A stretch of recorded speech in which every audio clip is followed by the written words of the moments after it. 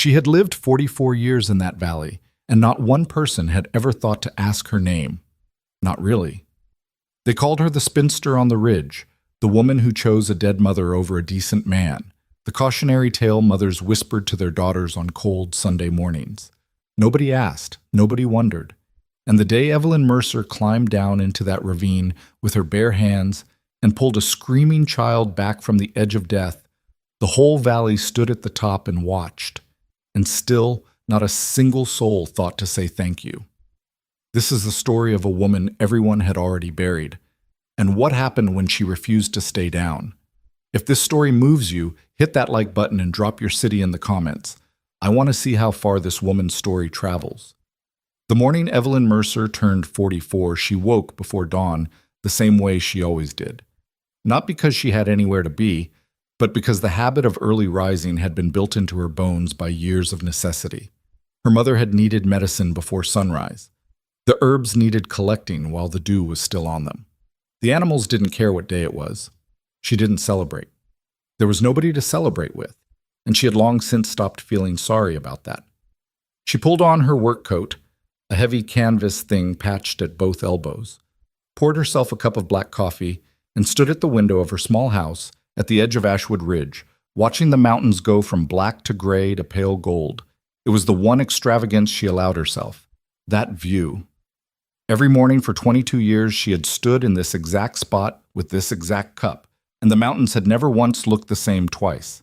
Below, the valley was beginning to wake up, smoke from cook fires, the distant sound of someone's cattle being moved. Life going on, same as always, without much reference to Evelyn Mercer. She set down the cup, pulled on her boots, and went to work. Ashwood Ridge was the kind of frontier settlement that had grown up fast and stayed small. Maybe 300 people scattered across a stretch of high country, so beautiful it hurt to look at directly on clear days. The soil was decent enough for root vegetables and winter wheat, the grazing was good, and the winters were brutal in a way that sorted out who was serious about staying from who had just been passing through. Most of the families who remained had been there 2 or 3 generations. They knew each other the way people know each other when there's no choice involved, which is to say, deeply, imperfectly, and with long memories. Evelyn had lived there her whole life. That should have made her one of them. It hadn't. The reasons were various, depending on who you asked. Margaret Holt, no relation to the Holt ranching family on the north side, just a coincidence of names in a small place, would tell you that Evelyn Mercer was simply strange, had always been strange, something pinched and self-righteous about the way she carried herself that made a person uncomfortable. Ruth Calloway over at the dry goods store would give you a longer answer involving Evelyn's mother, who had been considered an eccentric herself, and something about how that kind of thing runs in families. Old Pete Saunders at the livery wouldn't say anything at all, just shake his head in a way that communicated volumes. But if you pressed people, really pressed them, what they came back to, always, was the matter of Thomas Greer. Thomas Greer had been the wealthiest rancher in the valley 20 years ago. Still was, technically, though he'd moved to the territorial capital and sent a foreman to manage things now. Back then he'd been young and ambitious and not entirely unpleasant to look at, and he had asked Evelyn Mercer to marry him when she was 23 years old. It was considered one of the finest offers a woman in Ashwood Ridge was ever likely to receive. She had said no. The community had never completely recovered from this piece of information. It violated something in their understanding of how the world was supposed to work. You didn't turn down Thomas Greer. You didn't.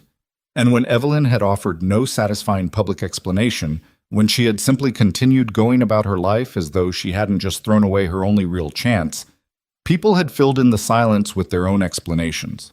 She was proud. She was cold. She was waiting for something that didn't exist. She was the kind of woman who would end up alone because she deserved to end up alone. And alone she had remained for 2 decades while Ashwood Ridge watched and nodded grimly to itself. What the valley didn't know, what nobody had thought to investigate because the conclusion already felt so satisfying, was what Thomas Greer had actually said to Evelyn Mercer when he asked her to marry him. He'd been sitting in her mother's kitchen.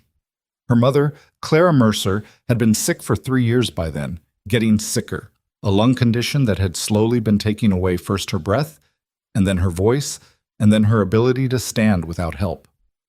Evelyn had been doing most of the farm work, managing the house, mixing the tinctures the doctor had prescribed, sitting up through the worst nights when Clara couldn't sleep from coughing. Thomas Greer had sat across from her at that kitchen table with his hat in his hands and told her that he admired her strength of character. He told her she was the kind of woman a man could build something real with. He told her his offer was genuine and his intentions were honorable. And then he told her, matter-of-factly, that she would need to arrange for her mother to go to the county home for the infirm before the wedding, that he couldn't start a marriage with that kind of burden already in the house, that he was sure she understood. Evelyn had understood perfectly. She had thanked him for his offer, told him she hoped he found what he was looking for, and walked him to the door. Her mother had died 4 years later, in her own bed, in the house where she'd been born. Evelyn had been there, holding her hand. She'd never told anyone what Thomas Greer had said. She wasn't sure why exactly.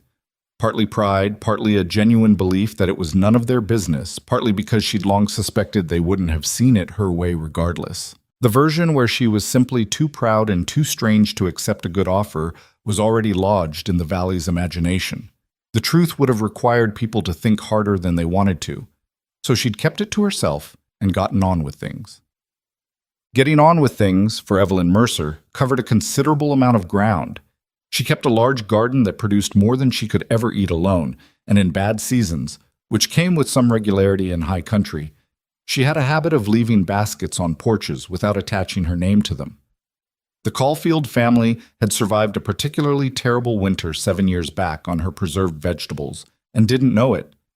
Young Danny Marsh, who'd broken his leg and couldn't work his claim for 4 months, had found firewood stacked behind his cabin 3 times that winter with no explanation.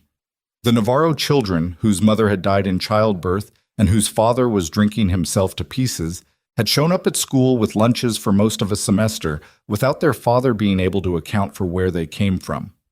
Nobody connected these things to Evelyn Mercer because nobody was thinking about Evelyn Mercer in those terms. She was the spinster on the ridge. Whatever she was doing up there, it was her own strange business. She had a gift for medicine that she'd learned from her mother, who had learned it from her mother before her.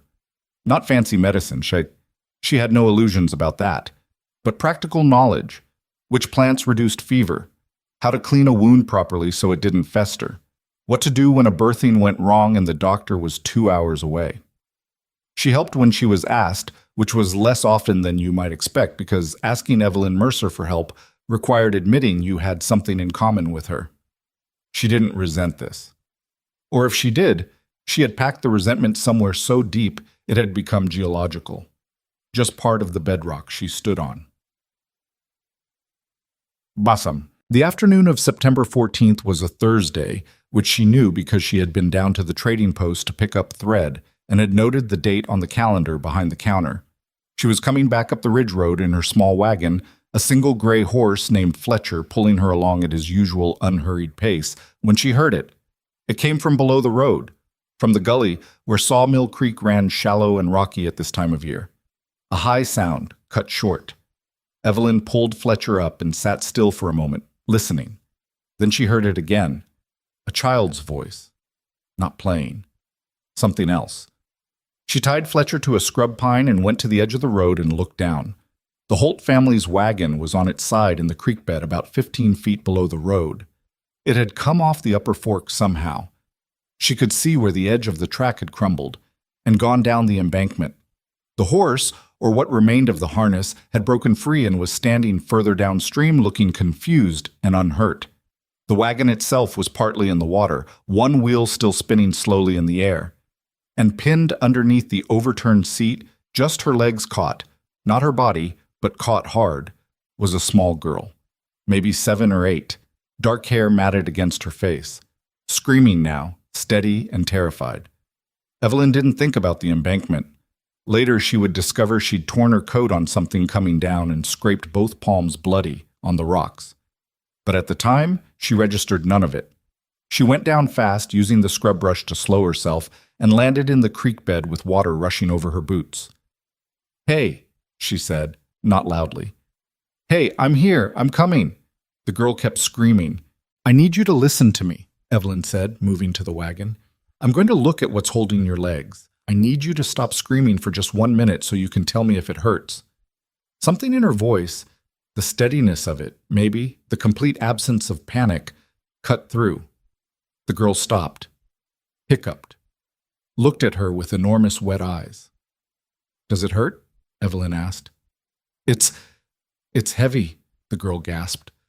I can't get out. I know. I'm going to fix that. Evelyn assessed quickly. The wagon's bench seat had come down at an angle, pinning both legs below the knee. The girl's feet were in the water. Not good for long in September. What's your name? Lily? Lily, I'm Evelyn. I need you to push up on the seat when I tell you, okay? Can you do that? I think so. Evelyn found her footing in the creek bed, got both hands under the edge of the overturned bench, and braced herself. The wagon was heavy. The angle was terrible. She had a moment, just a moment, where she thought clearly, I might not be able to do this. Then she thought, I don't have a choice. She lifted. It wasn't clean. It wasn't fast.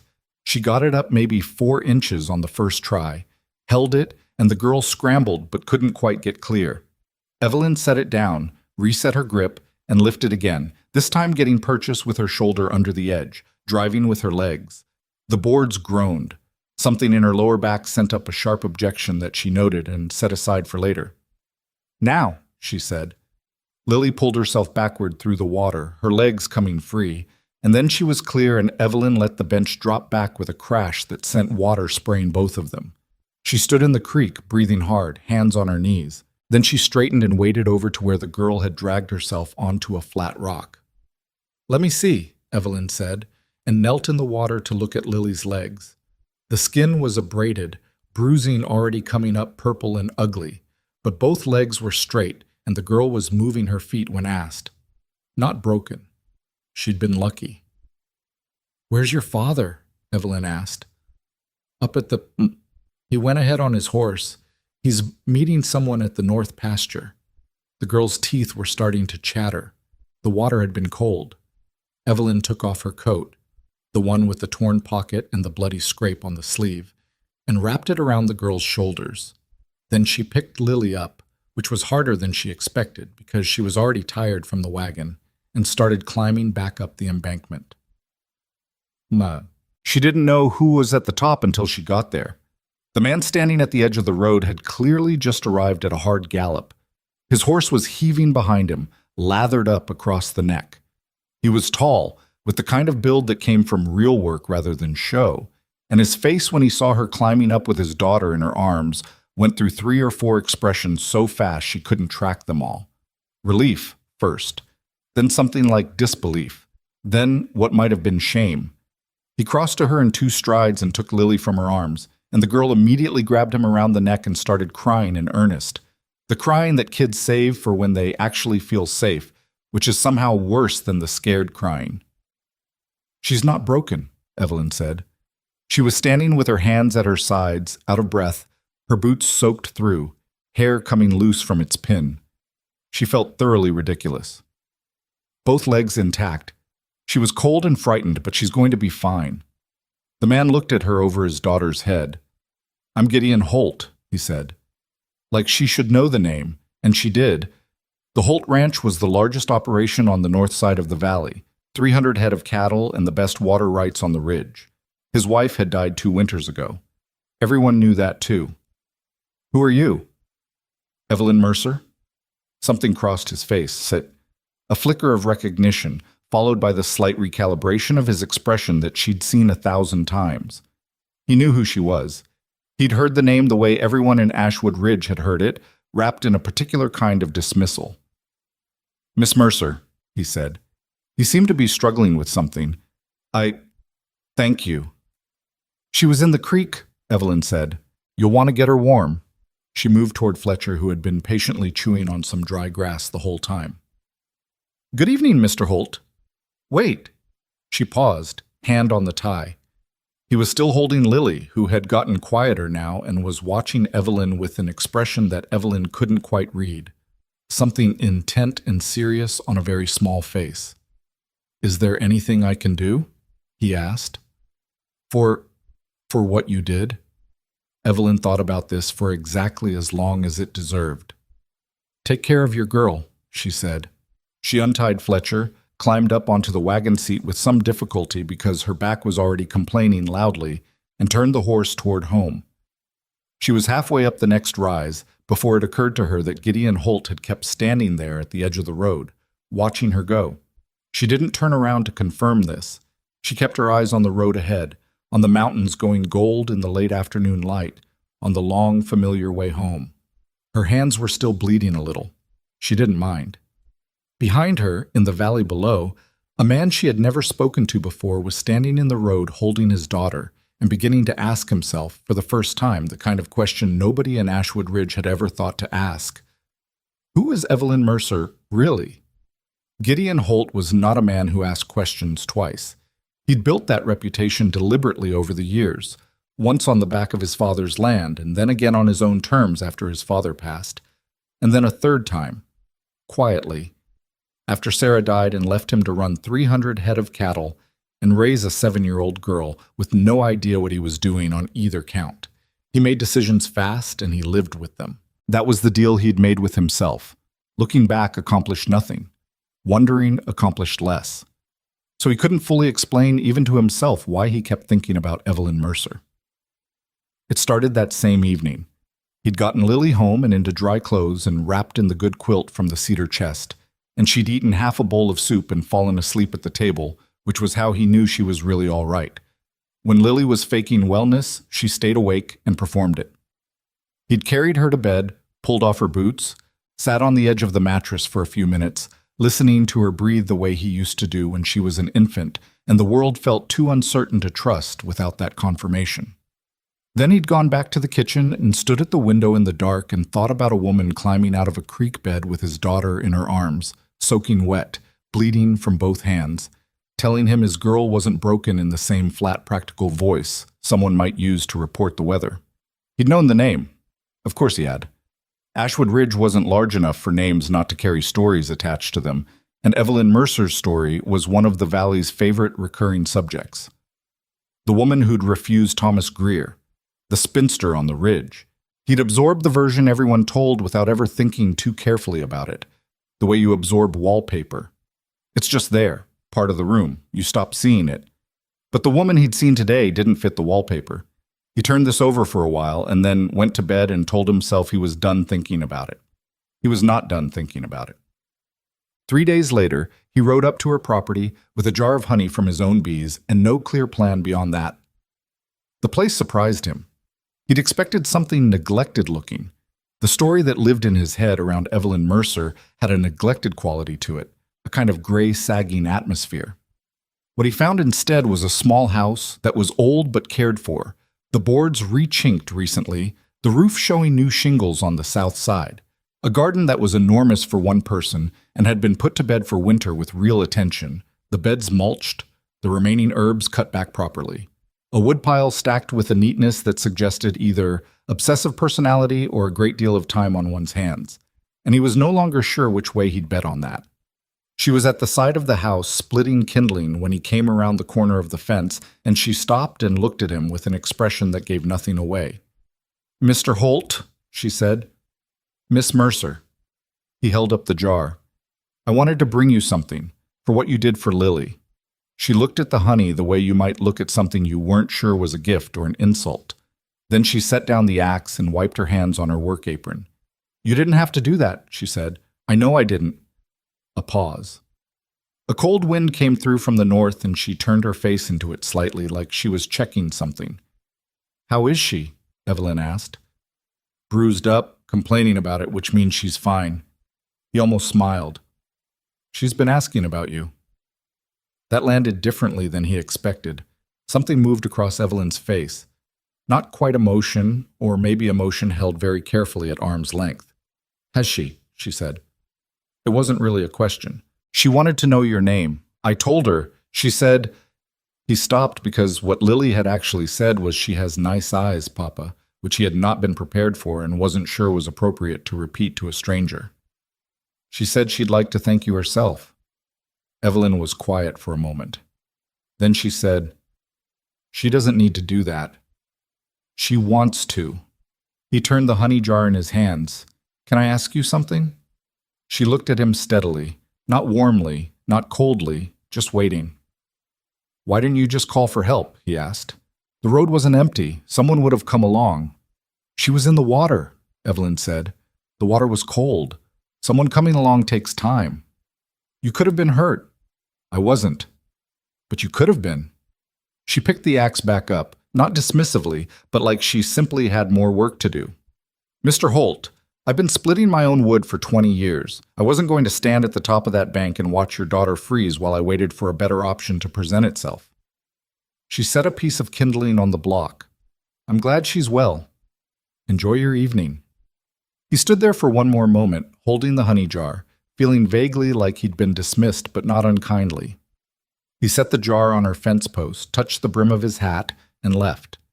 Riding back down the ridge, he thought, that is not the woman they've been talking about. The valley, meanwhile, had its own thoughts about the whole situation.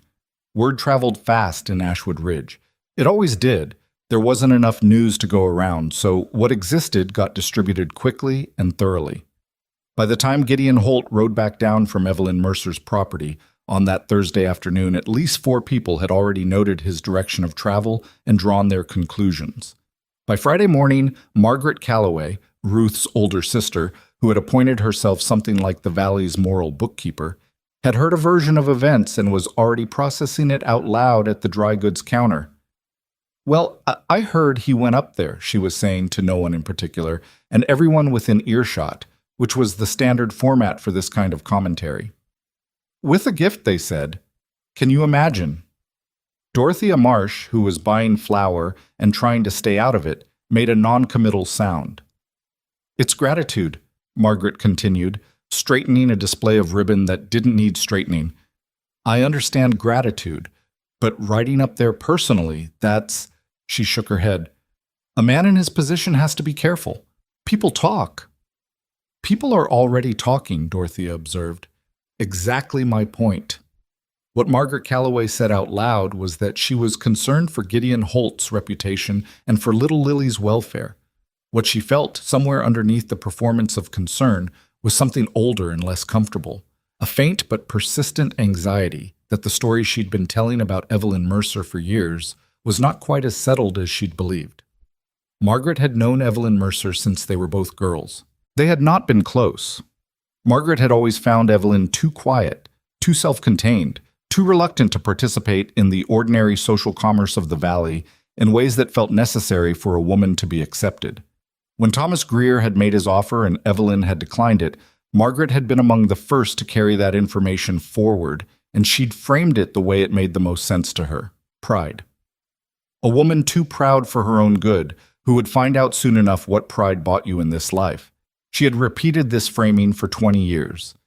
It had become, through repetition, something that felt like knowledge. She was not someone who entertained doubts about her own knowledge easily. Gideon brought Lily up the ridge the following Sunday. It was Lily's idea originally, and he'd said maybe, which she'd correctly interpreted as yes eventually, and she'd worked on him with the particular patient persistence that he was starting to recognize as one of her primary personality traits. She'd gotten it from Sarah, he thought, that quality of simply waiting you out, steady and certain until you came around. So there they were, the two of them on horseback, coming up the ridge road in the thin November sunshine. Lily on the small roan mare she'd named Biscuit, for reasons she couldn't fully articulate. Gideon on his big black gelding that he'd never gotten around to naming, which probably said something about him. Evelyn was in the garden when they arrived, doing some kind of end-of-season work. Turned out, her back to them, not aware they were there until Lily called out. "Miss Evelyn?" She straightened and turned, and for a second, just a second, her expression before she controlled it was startled, and something else. Something that looked almost like it might become pleased, if it was allowed to. "Hello, Lily," she said. Lily swung down from Biscuit with the fearlessness of children who haven't yet fully internalized the concept of injury, ran across the yard, and stopped about 3 feet from Evelyn with sudden shyness, which Gideon found both familiar and amusing. She'd been absolutely certain about this visit right up until the moment of arrival. "I wanted to say thank you," Lily said to her boots. "You're welcome," Evelyn said. "Let me see your legs." Lily looked up. "What?" "Your legs. From the accident. Let me see how they healed." This was apparently the right approach with Lily, who immediately forgot to be shy and pulled up the hem of her dress to display both shins with a kind of pride. The bruising was still visible, yellow-green now at the edges, fading. "That one hurt the most," Lily said, pointing to a particular spot. "I cried a lot." "That's all right," Evelyn said. "It looked like it hurt." "Did you cry?" "Not right then." Lily absorbed this. "When?" "Later, when I got home and the cold water got into my boots." A beat. "It was more complaining than crying, actually." Lily laughed, a real laugh, surprised out of her. And something in the sound of it made Gideon's chest do something he was not prepared for. He stayed on his horse, not wanting to interrupt, watching his daughter talk to this woman he didn't know, noticing that Evelyn Mercer was easier with children than she apparently was with adults, less guarded. The precision was still there, but it had warmth in it that didn't show up when she was talking to him. He got down from his horse anyway. They stayed longer than he'd planned. Evelyn gave Lily a tour of the garden, explaining what had grown where, pointing out the empty beds that would be garlic come spring, showing her the herb bundles drying in the small shed off the back of the house. Lily asked approximately 40 questions per minute, which was her usual pace, and Evelyn answered all of them with a patience that Gideon found both impressive and slightly humbling, because there were definitely moments when he ran out of answers for his own daughter. At some point, Evelyn made tea, and they sat in the small kitchen, and Gideon looked around the room while she poured, at the shelves of labeled jars, at the worn cookbook propped on the counter with broken spine, at the single wooden chair pulled to the window that had a book on it and a cup ring on the sill beside it, evidence of daily habitual life. He had the feeling of seeing something private, not private in a secret way, but private in the way that one person's solitary existence always is when you get close enough to it. "You live here alone," he said, and immediately recognized it as a clumsy thing to say. She set the teapot down. "I do. I just mean—" He stopped. "I don't know what I mean." She looked at him with that measuring expression. "You can ask me directly, Mr. Holt. Most people around here prefer the indirect route, but you don't strike me as most people." He thought about that. "All right, the story that goes around about you, about Thomas Greer. I've been trying to figure out if it makes sense." Something shifted in her posture, not closing off exactly, more like bracing. "What story is that?" she said, though she clearly knew. "That you turned him down out of pride, that you—" He shook his head. "It doesn't fit. The woman I saw in that creek bed wasn't proud. Or she was, but not the kind they mean. So either everyone in this valley is wrong, or I'm missing something." Lily had drifted back outside with a piece of bread Evelyn had given her and was visible through the window, examining something in the garden with intense focus. Evelyn sat down across from him. She wrapped both hands around her cup and looked at the table for a moment. "Thomas Greer sat in this kitchen," she said finally. "In that chair you're sitting in." Gideon didn't move. "He was polite. He wasn't unkind about it. I want to be clear. He simply told me that if I married him, my mother would need to go to the county home, that he couldn't start a household with that arrangement already in place." She said it flatly, like she'd rehearsed the flatness until it stuck. "He said he was sure I understood." The kitchen was very quiet. "My mother had been sick for 3 years at that point," Evelyn continued. "She had another 4 years left. She died in her bed, in this house, in the room where she was born." She looked up at him then. "I understood him perfectly." Gideon sat with this. "You never told anyone," he said. "No." "Why?" She almost smiled. "Not quite." "What would I have told them? That I made a choice I'd make again? That felt like defending myself for something I didn't think needed defending." She looked back at her cup. "And honestly, Mr. Holt, I had a pretty good read on how people would have received it." He thought about Margaret Calloway and her ribbon display and her pointed concern, and he thought she was probably right. "I'm sorry," he said. She looked at him with a slightly startled expression, like the words were unexpected in a shape she hadn't anticipated. "For what?" she said. "For the story they told, for the fact that I heard it and didn't think about it hard enough." He felt the inadequacy of the words as he said them, but said them anyway. "That's something that should have been questioned a long time ago." Evelyn was quiet for a long moment. Outside, Lily called something about a beetle. "You're the first person who said that," Evelyn said, quietly, without drama. Just a fact. Fussing. The drive home was mostly silent, Lily drooping sleepily on Biscuit beside him, the late afternoon light turning the ridge gold and then orange and then beginning to purple toward the peaks. Gideon turned things over in his mind with the methodical unhurriedness of a man who had learned that problems sorted themselves better when you gave them room.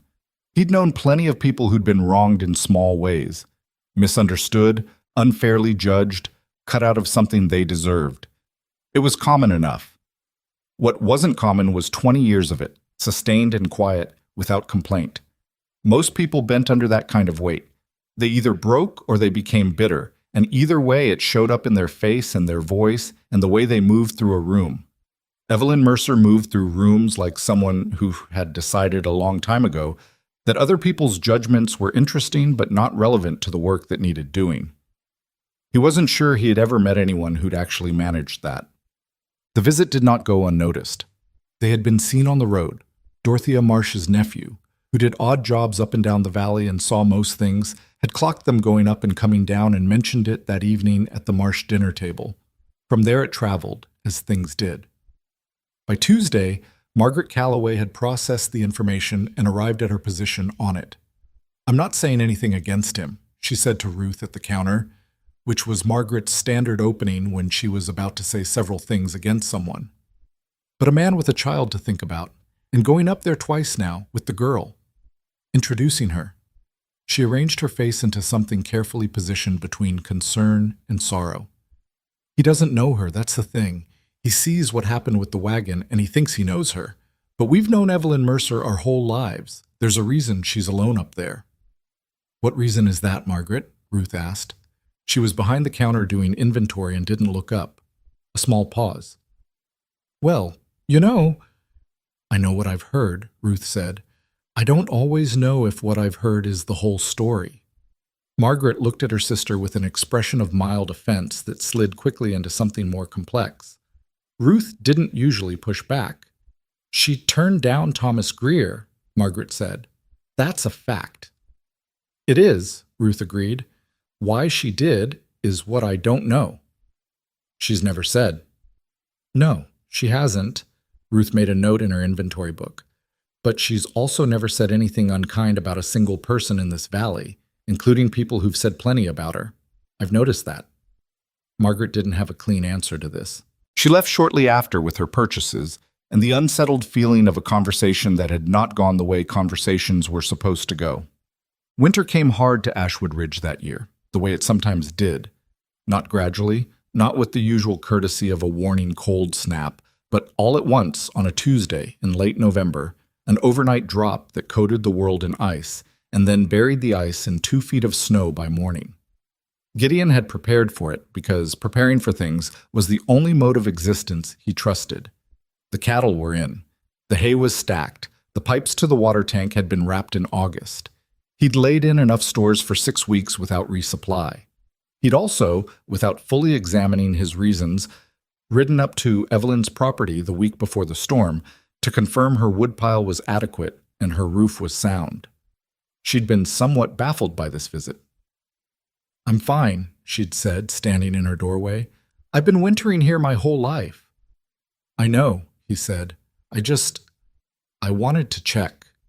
She'd looked at him for a moment with an expression he was starting to recognize as the look she wore when she was deciding whether to say something honest or something polite. "Why?" she asked. "Honest, then." He didn't have a clean answer for that either, which bothered him because he usually did. "Neighbor thing," he said, which was not the answer but was the best available option. She'd let him look at the woodpile, which was more than adequate, and the roof, which was solid, and she'd given him a cup of coffee before he left. They talked about the coming winter and about Lily and about a mare on his property that had been off her feed, and it had been, he realized riding home, The most relaxed he'd been in any conversation for as long as he could clearly remember. Possibly since Sarah, possibly longer. He didn't examine that too closely. He had a policy about not examining things too closely before he was ready for the answer, and he wasn't ready. Inside the house on the ridge, after she heard his horse go down the trail, Evelyn sat down in her chair by the window with her coffee and looked out at the storm coming in from the northwest, the clouds massing purple and gray over the mountains. She was not a woman who talked herself into things. She had talked herself out of enough, hope, mainly in its various disguises, that she recognized the territory. The warm conversation, the ease of it, the peculiar relief of being asked direct questions and giving direct answers, the way his daughter had tucked her hand into Evelyn's when they were looking at the herb shed as naturally as breathing, she knew better than to build anything on that. A man looked at you with interest. A girl put her hand in yours. The valley decided you were worth another look because a man with standing had paid attention. None of that was real. Or it was real, but it was fragile, and Evelyn had learned what happened to fragile things in this valley and in this climate. She sat with the coffee going cold and watched the storm come in. She was 44 years old. She had made her choices and she had been, on balance, at peace with them. The ache that lived in the back of her chest, the one she'd stopped naming years ago, was manageable. It was always manageable. She was good at managing, but Lily's hand in hers had been very small and very warm, and the girl had pointed at the dried lavender and said, "That one smells like something good." What is it with that absolute earnest curiosity? And Evelyn had told her, and for a moment, just a moment, she had not been managing anything at all.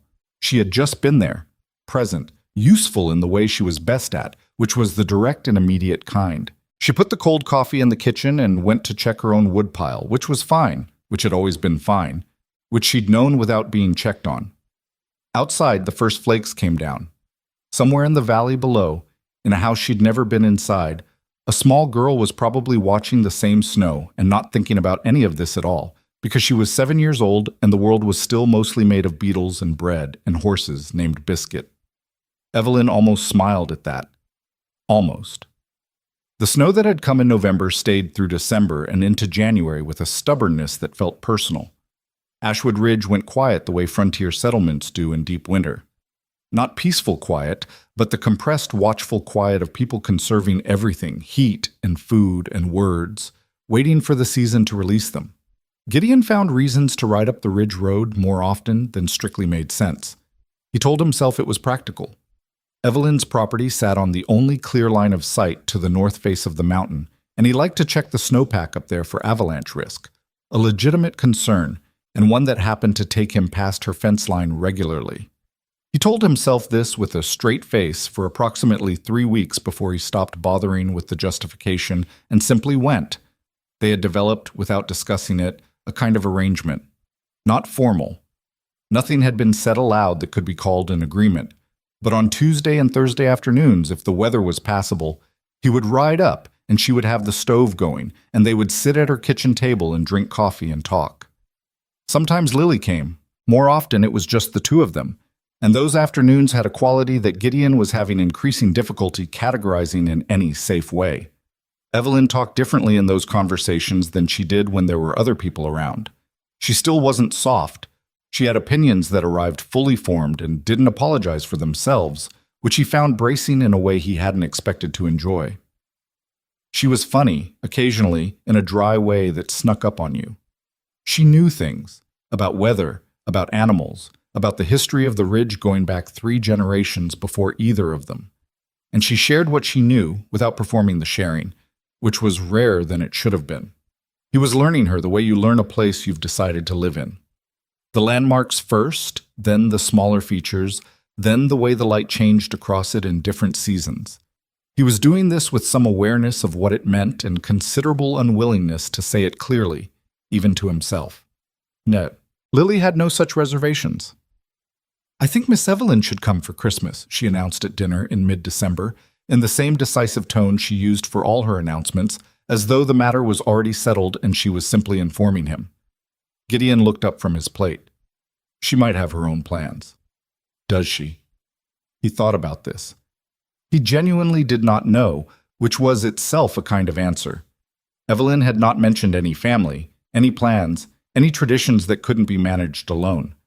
The picture of her sitting in that house on Christmas Day, with her single chair at the window and her perfectly adequate woodpile, did something uncomfortable to his chest. "I don't know," he said. "You should ask her."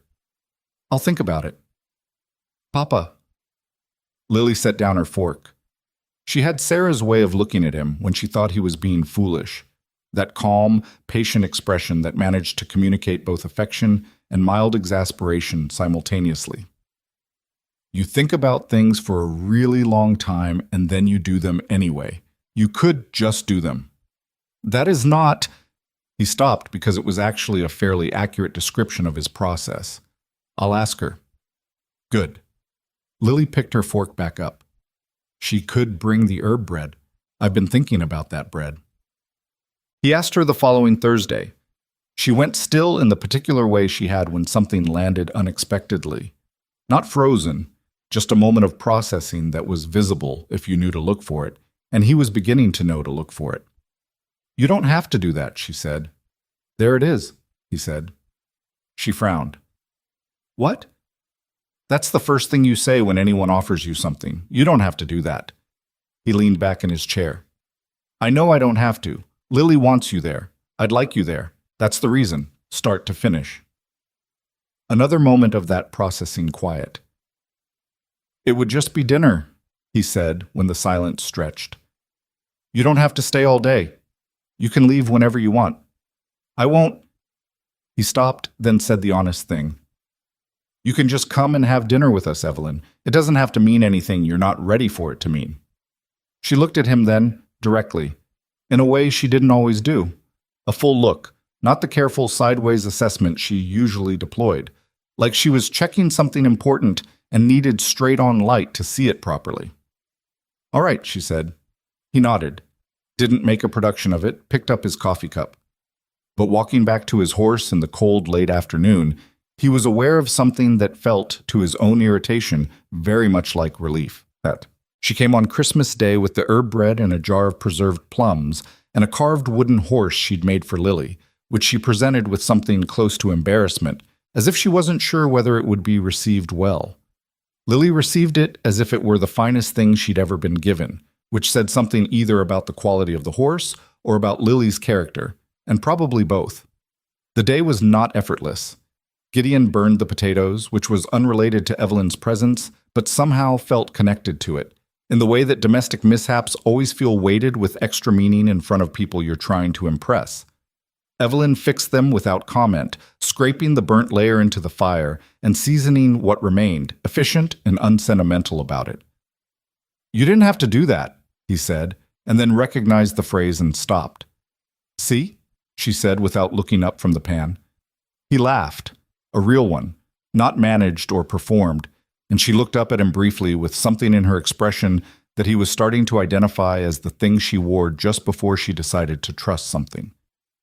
Lily spent the afternoon showing Evelyn every corner of the house, in the manner of a child who has decided someone should know everything about her world, and Evelyn went room to room with patient attention, asking questions, remembering details, treating each piece of information as though it mattered. Gideon watched this from the doorway of the kitchen, leaning against the frame, and thought about what it cost a person to be that present with someone when presents had never been returned in kind. He thought she'd probably been practicing that kind of attention her whole life, in the direction of people who didn't notice or didn't care. She left before dark, the way she'd said she would. At the door she paused, and there was a moment, brief, slightly awkward, both of them aware of it, where the obvious thing would have been some kind of physical gesture, and neither of them quite managed it. She said, "Thank you," Gideon, for the first time using his name without the formal prefix, and then she was on her horse and gone up the ridge into the winter dark. He stood in the doorway a moment longer than made sense. "She's nice," Lily said behind him. "Yeah," he said. "She is." January settled in, and with it, the gossip in Ashwood Ridge sharpened. People had been watching and talking in their way since September, but Christmas had moved things from speculation into something more concrete. Margaret Calloway came into her full authority on the subject. She had history with Evelyn Mercer that she considered relevant. The particular history of a woman who had spent 20 years being right about something and was now encountering friction. "She's got her eye on that ranch," Margaret said to her sister Ruth, low-voiced over tea in Ruth's back room. "That's what this is. She's been alone up there long enough and she sees an opportunity." Ruth was quiet for a moment, pouring more tea. "Gideon Holt is not a man who gets his eye caught by calculation," Ruth said finally. "He's about the least impressionable person in this valley. Men don't have to be impressionable. They just have to be lonely." "Margaret," Ruth set the pot down. "I want to ask you something directly." Margaret's chin lifted slightly. "When did you last speak to Evelyn? Actually speak to her, not about her." A pause. We don't move in the same." "I know," Ruth said. "That's what I'm saying. We've been talking about that woman for 20 years, and most of us couldn't tell you the last real conversation we had with her." She picked up her cup. "Doesn't that seem like a problem?" Margaret took her tea home shortly after without finishing it, and the discomfort that had been accumulating over the past several weeks, that small, persistent friction of a narrative that wasn't quite holding together, settled more heavily in her chest. She didn't change her public position, but privately, she was starting to understand that the version of Evelyn Mercer she'd been carrying around might have gaps in it that she hadn't examined closely enough. The fever arrived in the second week of January without introduction. It started with the Navarro children, the same ones Evelyn had been quietly feeding 6 years back, now older, their father somewhat improved since he'd found steady work at the mill. The oldest girl came down with it first, a high, fast-moving fever with a rattling cough underneath it that turned worrying within a day. The doctor, a young man named Calvert, who had been in Ashwood Ridge for only 2 years and was still earning the valley's trust, confirmed it was contagious and serious, the kind of chest fever that had taken people in hard winters before. Within a week, it had moved to 4 more households. Evelyn knew about it because she heard everything eventually, in the way that people who are largely ignored hear a great deal. They get talked around rather than talked to, and talked around is often more informative. She'd started preparing accordingly. She had her willow bark, her elderberry tincture, the camphor she used for chest rubs, enough mustard for poultices to last a month. She'd left a package of supplies on the Navarro porch without a note, as was her habit. She had not anticipated that the fever would reach Margaret Calloway's house. More precisely, she had not anticipated that it would take Margaret Calloway's grandson. The boy's name was Henry. He was 5 years old, Margaret's daughter, Clara's youngest, and he had come to stay with his grandmother for the winter while his parents dealt with a difficult situation on their own property 2 valleys over. He'd been a healthy child, sturdy and loud, the kind of boy who ran more than he walked and had opinions about everything. He'd been sick for 3 days before anyone understood how sick. It was Dorothea Marsh who came to find Evelyn, because Dorothea had 2 things that most people in the valley had only one of: common sense and genuine concern for her neighbors that wasn't tangled up with judgment. She'd ridden up the ridge road in the dark and cold at 9 o'clock on a Wednesday night, her horse blowing steam, and knocked on Evelyn's door. "It's Margaret's boy," she said when Evelyn opened it. "Henry. He's burning up and the cough has moved to his chest, and Dr. Calvert is out at the Navarro place and can't be reached before morning." Evelyn looked at her for exactly 1 second. "Give me 2 minutes," she said, and closed the door. Dorothea stood on the porch in the dark, listening to movement inside. Quick, organized, the sound of someone who knows exactly where everything is. Exactly 1 minute and 40 seconds later, the door opened and Evelyn came out with her coat on and a bag over her shoulder and her gloves already on her hands. "Let's go," she said. The ride down was difficult. The cold that night was the particular kind that got into your lungs if you breathed wrong. The temperature had dropped 20 degrees since sundown, and the wind off the north face was steady and mean. Evelyn rode without complaint, without commentary, focused entirely on the road and the pace, and making time. Dorothea found herself grateful for the company in a way that was more than just practical. "Margaret doesn't know I came for you," Dorothea said at one point. "I know," Evelyn said. "She might—" Dorothea, not unkind, just clear. "It doesn't matter." A shot. The house was lit up when they arrived, light in every window. the panicked overbrightness of a home where someone is fighting for a child. Margaret met them at the door in her house dress and shawl, and her face when she saw who was behind Dorothea went through a complicated sequence. Shock first, then something that might have been protest forming. Then she looked past Evelyn and down the hall toward the room where the boy was coughing, and whatever she'd been about to say stayed in her throat. She stepped back from the door. Evelyn went in. The boy was in the back bedroom in a narrow bed with too many quilts piled on him.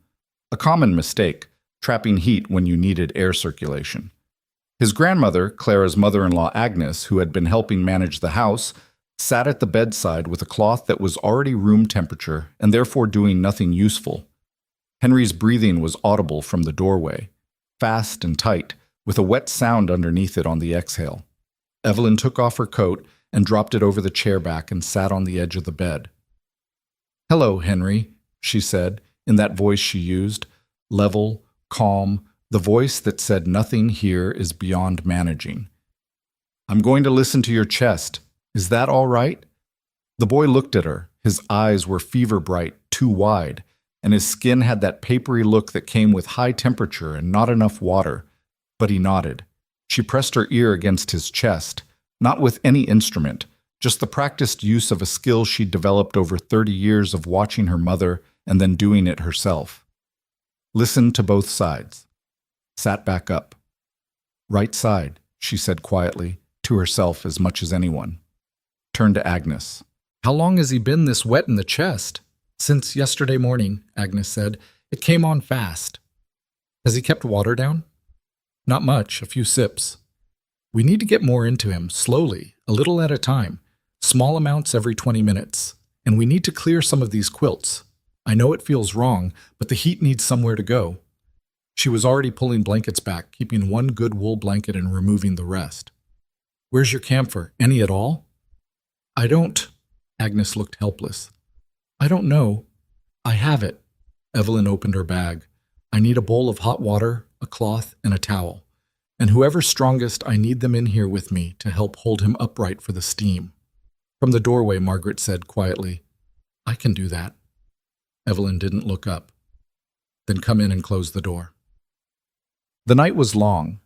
Henry's fever peaked somewhere around midnight.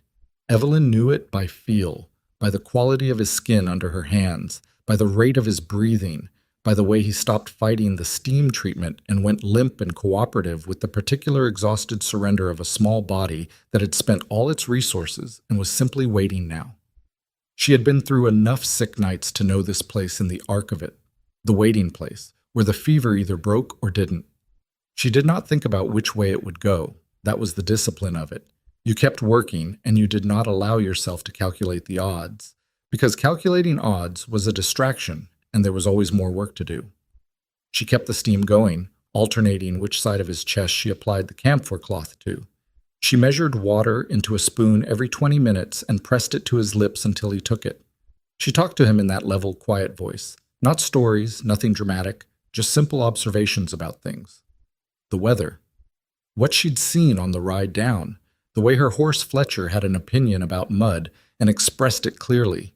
She was aware of Margaret behind her, not crowding, not in the way, but present, holding the bowl when asked, refilling the kettle before Evelyn had to ask for it, sitting in the chair by the wall when there was nothing immediately needed, her hands folded in her lap, her face doing something that Evelyn didn't look at directly. Around 2 a.m, Henry asked for water on his own, which was different from being offered it. Evelyn's hands, pouring the water, were steady. At 3:15, the fever broke. You could see it happen. The fine sweat that came up through his skin, the shoulders dropping, the breathing slowing from that tight, frightened pace into something longer and easier. He made a small sound that was almost nothing, and his eyes, when they opened, were clearer. "Thirsty," he said. His voice was rough and small. "I know," Evelyn said. She gave him water, measured carefully, and he drank it. From behind her, she heard a sound that she recognized after a moment as Margaret Calloway, who had lived in Ashwood Ridge for 60 years and raised 4 children and buried 1 husband and been afraid of essentially nothing that Evelyn had ever witnessed. Margaret Calloway was crying, quietly, The way people cry when they've been holding something too tightly for too long and something finally releases. Evelyn sat with the boy for another hour to be certain. Then she cleaned up the room. She was not someone who left a mess for other people to manage, and packed her bag and put on her coat and turned to find Margaret standing in the doorway to the hall. The woman looked old, in a way she hadn't looked even 4 hours ago, or maybe just tired enough that she looked her actual age. Her eyes were red. Her hair was down, loose around her shoulders, which Evelyn had never seen. "He'll be all right," Evelyn said. "Keep the steam going morning and evening for the next 2 days. Keep him upright as much as he'll tolerate it. Small amounts of water frequently. He's going to be very tired, but the fever's broken clean." Margaret nodded. Her mouth moved, and what came out was, "Why did you come?" Evelyn considered this. "Dorothea asked me." "I know, but you knew." Margaret stopped, tried again. "You knew it was my house, my boy." "Yes. After everything The sentence failed. Evelyn picked up her bag. She was tired, genuinely tired, her back aching from the bent position she'd held for hours, her hands stiff from the cold ride that now felt like it had happened to someone else a long time ago. She was not in a mood for speeches, but she stopped in front of Margaret and looked at her directly. "He's 5 years old," she said. "Whatever else there is between us, he is 5 years old and he had nothing to do with any of it." Margaret's face did something complicated, and then it crumpled in a way Evelyn had never expected to see from this woman, and for a moment she looked less like Ashwood Ridge's loudest voice and more like a frightened grandmother in a house dress at 3 in the morning. "I've said things," Margaret said. Her voice had a shaken quality, like something in it had come loose from its moorings. "For years I've said things. About you. Things that She shook her head. "I believed them. I want you to know I genuinely believed them. But tonight She stopped again. Evelyn waited. "I don't think I was right," Margaret said. "I don't think I've been right for a very long time." The kitchen was very quiet. Outside, the wind had dropped. Somewhere in the back room, Henry was sleeping with the unguarded wholeness that children have when the crisis has passed and their body is simply doing the work of repair. Evelyn didn't say it's fine or don't worry about it or any of the other things that get said in these moments to smooth them over, because it wasn't fine exactly, and she didn't want to smooth it. 20 years of a person's life didn't smooth. But there were things worse than hard truths, and one of them was letting a hard truth go unwitnessed. "I know," she said. Not cold, not warm, just honest. "Thank you for saying it." She went out into the dark and the cold, and she found Dorothea asleep in a chair in the front room, wrapped in a blanket someone had given her, and she touched her shoulder gently. "He's all right," she said. "I'm going home." Dorothea opened her eyes, took in Evelyn's expression, and nodded. "I'll make sure she's all right." "I know you will." She rode home in the hour before dawn. The wind had settled completely, and the cold had a different quality now. Still sharp, but still. The air sitting motionless around her the way it sometimes did before a weather change. The stars were extraordinary, the way they were when there was no cloud and no wind and nothing between them and the earth. Fletcher moved at his own pace up the ridge road, unhurried, his hooves careful in the packed snow, his breath coming in rhythmic clouds. Evelyn sat on his back and let him pick the way, too tired to do much else, her bag across her lap. She thought about Henry's breathing slowing at 3 in the morning. She thought about Margaret Calloway's face. She thought about Gideon, briefly, in the way she'd been allowing herself to think about him recently. Not the controlled and careful thinking she'd managed through November and December, but something less managed, something that had been working its way loose since Christmas Day, when he'd laughed in his kitchen with his whole chest and looked surprised by his own laughter. She was 44 years old. She had survived 22 winters alone on this ridge, and she had managed, and she had been adequate to the life she'd built, and she had been at something close enough to peace that she'd stopped distinguishing it from the real thing. But tonight, riding home through the pre-dawn dark with the stars overhead and the fever broken behind her and something that felt like it might be the beginning of a change in the air, she thought about Lily putting her hand in hers in the herb shed, small and warm, and she thought about that with nothing managed or controlled at all. Just the thought, sitting there in her chest, unexamined. She let it stay. Fletcher carried her home through the cold and the dark, and the mountains, when they began to go from black to gray ahead of her, looked the same as they always did and somehow different. The season was about to turn. She could feel it in the air, in the way the cold sat still around her. Something was about to change. The story of that night spread the way important things spread in small places, not through any one person's deliberate telling, but through the accumulation of small accounts that found each other and joined up into something larger. Dorothea told her husband, who told the men at the mill. Agnes, the grandmother who had sat useless with a cold cloth while Henry burned, told Clara when Clara arrived 2 days later in a panic, and Clara told the women at the church auxiliary meeting with the kind of detail that comes from genuine gratitude. Even Margaret, who said the least of anyone, said enough. And the few words that came from Margaret Calloway on the subject of Evelyn Mercer carried more weight than anyone else's paragraph because the Valley had been taking Margaret's opinions as fact for 30 years and knew what it cost her to revise one. By the end of the third week of January, Ashwood Ridge had a new story about Evelyn Mercer. It was still assembling itself, still had rough edges, still had people who received it with skepticism or discomfort, but it was there, present, occupying the same space where the old story had lived, and the two versions couldn't coexist indefinitely.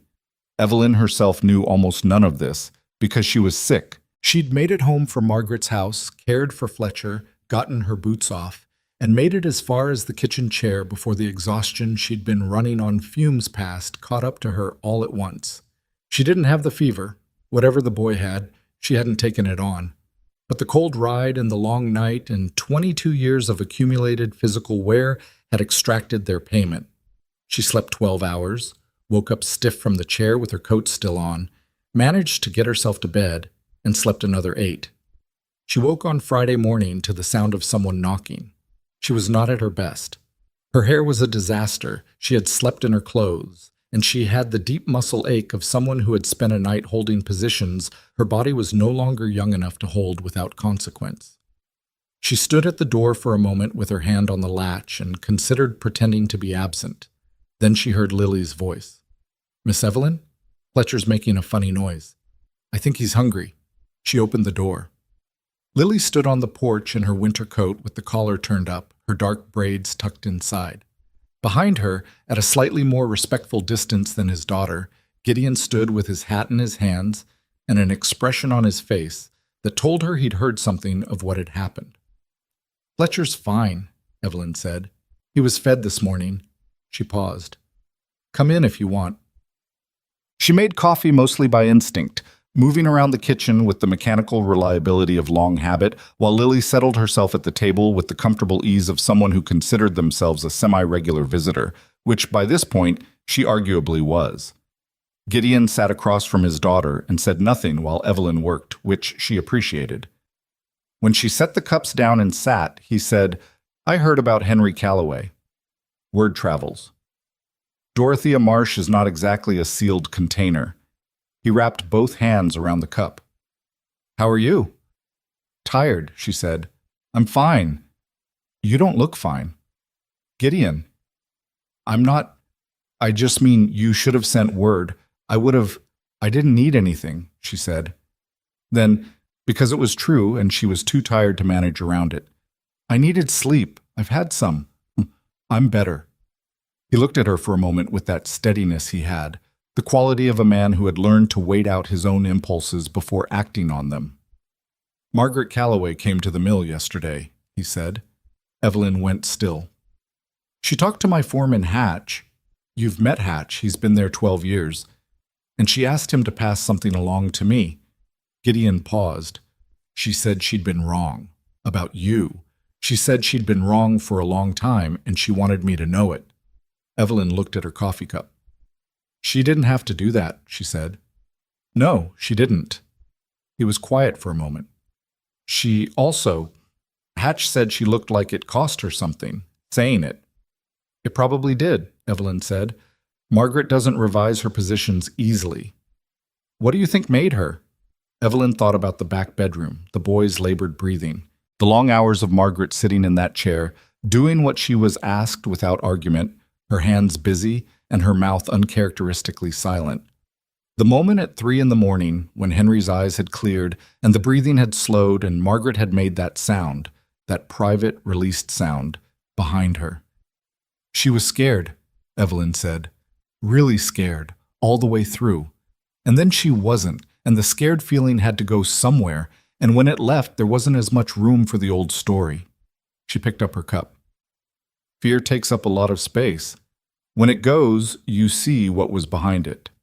Gideon looked at her for a long moment. Have you always understood people this well? I've had a lot of time to observe from a distance, she said dryly. It's an advantage of the position.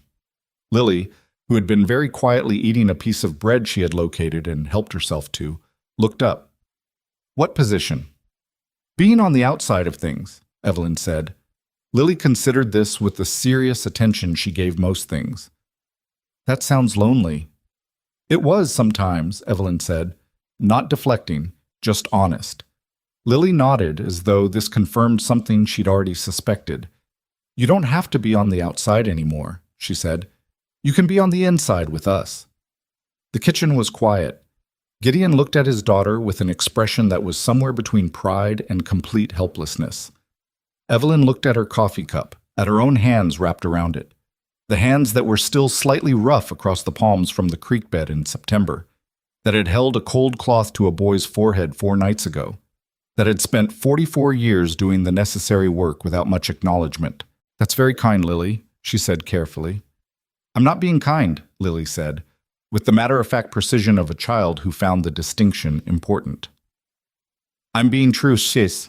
The thaw came in late February, earlier than usual, as if the winter had exhausted itself in that brutal January push and couldn't sustain the effort. The snowpacks softened, the creek came up. The roads went to mud for 2 weeks in a way that made travel miserable and everyone irritable. And then the mud dried and the first green things came up through the dark earth, and Ashwood Ridge collectively exhaled. Evelyn felt the change in her garden before she saw it. The soil had a different quality under her hands when she turned it, more alive, less resistant. She'd been working the beds on the south side of the house all morning on a Saturday in early March when she heard horses on the road and looked up to find not Gideon, not Lily, but Margaret Calloway. Alone. On horseback. Which was unusual. Margaret generally preferred the wagon. She tied up at the fence post and came through the gate with the careful deliberateness of someone who had rehearsed this and was trying to stick to the plan. She was dressed plainly, no hat, her gray hair pulled back simply. She looked, Evelyn thought, like a woman making an effort to present herself without her usual armor. I won't take much of your time, Margaret said. Evelyn was still kneeling in the garden bed. She did not stand up immediately, which probably wasn't polite, but she was tired of performing comfort for people who'd spent years failing to extend it. All right, she said. Margaret stood at the edge of the bed, her hands clasped in front of her. I wanted to say something to you directly, not through other people. Evelyn waited. I've said unkind things about you for many years, Margaret said. Her voice had a controlled quality, like she was managing something underneath it. I told myself I was being truthful. I told myself you'd made choices that spoke for themselves, and I was just observing. A pause. What I was actually doing was making a story about you that let me feel comfortable about. She stopped. Started again. I didn't like that you didn't need things from people. I didn't like that you didn't seem to care what we thought. It felt like a judgment somehow, like you were above needing us. She shook her head. That was my vanity talking, not my judgment. Evelyn had sat back on her heels now, listening. I didn't know about Thomas Greer, Margaret continued. About what he asked you. I've heard it now. It came around eventually, the way things do. And I want you to know that if I had known, I don't think... She paused. I'd like to think I would have seen it differently, but I'm not sure I would have. I was young, and I had my ideas about how things were supposed to work, and I think I might have found a way to blame you anyway. She looked at Evelyn directly then, with something that was uncomfortable to see from this particular woman, genuine uncertainty. That's not a comfortable thing to admit. No, Evelyn agreed, I don't imagine it is. I'm sorry, Margaret said, for the specific things I said and for the atmosphere I helped create, the way the valley talked about you. I had a hand in that, and I know it. Evelyn looked at her for a long moment.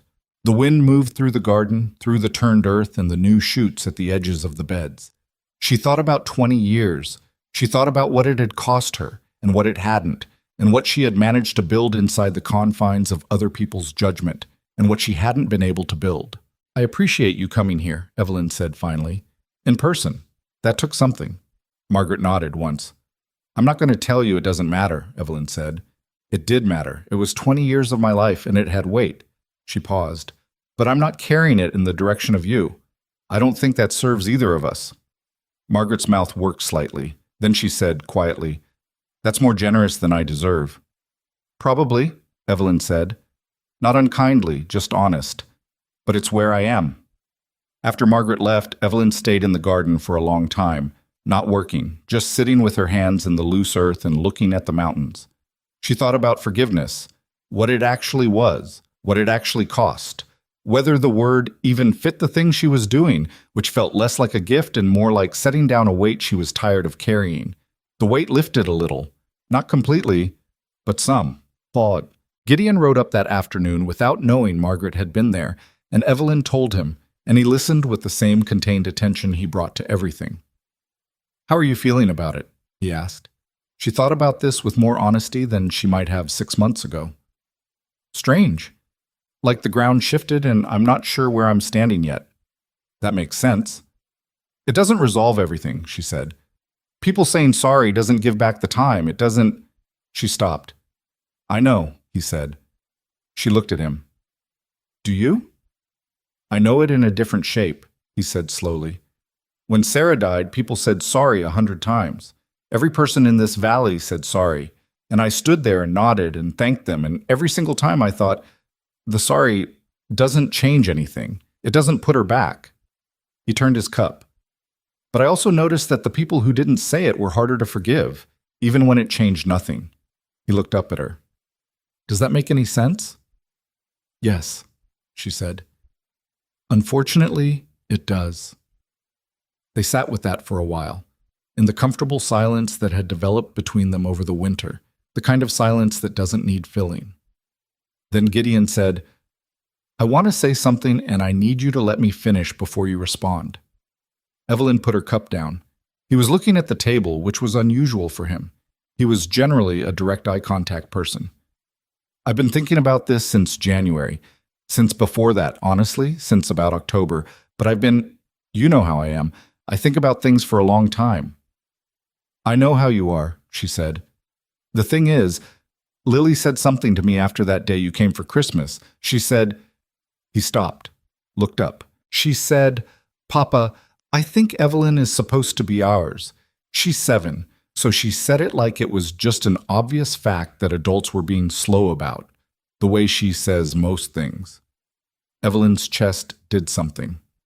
And I've been sitting with that for 2 months, he said, and the more I look at it, the more I think she's right in the way that she's usually right, directly, without a lot of the noise I put around things. He shifted in his chair. I'm not good at this. I want to say that up front. I was married for 8 years and Sarah did most of the communicating. I'm better at showing up than at saying. He looked at her steadily. But I want to say it clearly. I want you to be in our lives. Not as a neighbor who comes for coffee, not as whatever we've been calling this. I want you with us. The kitchen held the silence the way a held breath holds itself. Everything waiting. Gideon, she said. I know you've got reasons to be careful, he said. I know what this valley has cost you, and I know what it means to trust something when trust has been used up badly before. I'm not asking you to decide anything right now. I'm just... He seemed to run out of words, which she hadn't seen happen to him before. I'm telling you where I stand, so you know. She looked at him. This man who burned potatoes and rode up a ridge road in January to check a woodpile that didn't need checking and held his daughter at the top of a ravine with his whole body shaking from relief while he remembered to thank the woman who'd brought her back up. This man who was not smooth or easy or uncomplicated, who had his own damage, his own rigidities, his own careful silences around the things that had broken him. She thought about the chair she'd sat in by that window for 22 winters. She thought about adequate and managed and close enough to peace. She thought about Lily's voice through the door saying Fletcher's making a funny noise, like she had every right to worry about Evelyn's horse, like it was already her horse too. She thought about what it meant to let yourself want something after you'd spent a very long time convincing yourself you didn't. "I'm scared," she said. He nodded. "That's fair." "I don't mean generally scared. I mean," she tried to find the exact words. "I've been alone for a long time, long enough that I've organized everything around it. How I think, how I plan, what I expect from days. The idea of..." She stopped. "What if I'm bad at it?" "Bad at what?" "Being part of something. Being..." She gestured slightly helplessly. "Close to people. What if I don't know how anymore?" He was quiet for a moment. Then he said, "You carried my daughter out of a creek bed. You sat up all night with a boy who belonged to the woman who'd spent 20 years making your life difficult. You've been feeding half this valley in hard seasons without putting your name on it." He looked at her steadily. "I don't think your problem is being bad at closeness. I think your problem is that nobody's been close back." She looked at the table. "Evelyn," he said, gently, "I'm not asking for perfect. I'm asking if you're willing." The words sat there between them, honest and simple and large. She looked up at him, at this man she hadn't known 7 months ago, at the particular quality of his attention, the way he looked at her like she was someone worth looking at carefully, which was the thing she hadn't known she was starving for until it showed up. "Yes," she said, "I'm willing." He didn't move dramatically. He didn't reach across the table and take her hand, though later she would think about how she might have let him if he had. He just exhaled, a long, quiet exhale, like he'd been holding something for a while, and nodded. "All right," he said. "All right," she said back. Outside the window, the March light was long and thin on the snow, the kind of light that promises things. Somewhere down the ridge, Lily was on Biscuit doing her circuits of the lower pasture, unaware that her father and the woman she'd already decided was theirs were sitting at a kitchen table being terrified and willing in equal measure. East. Spring moved through Ashwood Ridge the way springs did there. In fits, 2 warm days followed by a cold snap, mud and ice alternating until the ice gave up finally and the mud took over. And then the mud dried and the world went green and the cattle came down from the high pasture and the whole valley smelled of thaw and wood smoke and the particular something that high country smells of when it's deciding to be alive again. The change in how people spoke to Evelyn, about her, around her, was not sudden. It happened in the way real changes happen, incrementally, not announced. Ruth Calloway said good morning to her at the trading post counter and asked about her garden. Dorothea Marsh invited her to a quilting afternoon and was genuinely surprised and pleased when she came. The Navarro girl, now 16 and aware of a great deal more than her father knew, stopped Evelyn on the road one day in April and said quietly that she thought their family owed her a debt. "You don't owe me anything," Evelyn said, which was what she always said. "My father thinks so too," the girl said, "but I'm not my father and I know what those lunches were." She said it with the directness of someone who has decided that politeness is less useful than honesty, and Evelyn recognized the quality and respected it. "Then you're welcome," she said, "and you're even." She was not, despite everything, entirely comfortable with being seen. That would take longer than a season to sort out. There were mornings when she walked into the trading post and someone smiled at her differently than they used to, and she felt the change like a physical pressure. Not unwelcome, but strange. Like a coat that fit well, but she hadn't broken in yet. She mentioned this to Gideon on one of their now openly acknowledged afternoons. They'd stopped pretending to need reasons for them somewhere in March. "People are looking at me differently," she said. "I don't quite know what to do with it." "Do you need to do anything with it?" "I feel like I should. Like there's a correct response and I keep arriving at situations without knowing what it is." He thought about this.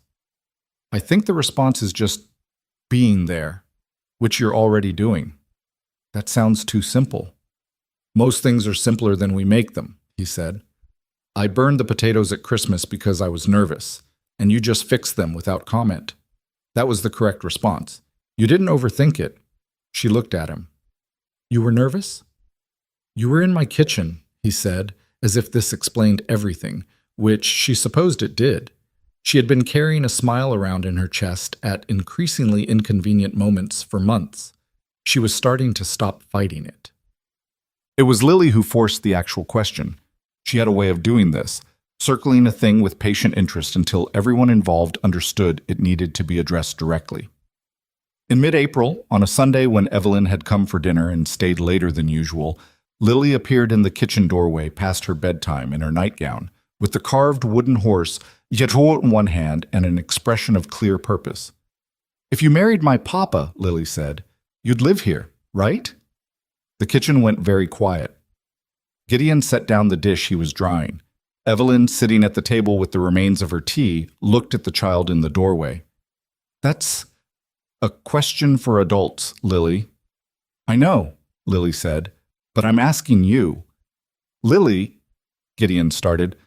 "I just want to know," Lily said, with the patient firmness of someone who sees no reason for complications where none exist. "Because I think you should, and I want to know if you want to." Evelyn looked at this small, serious person in her nightgown.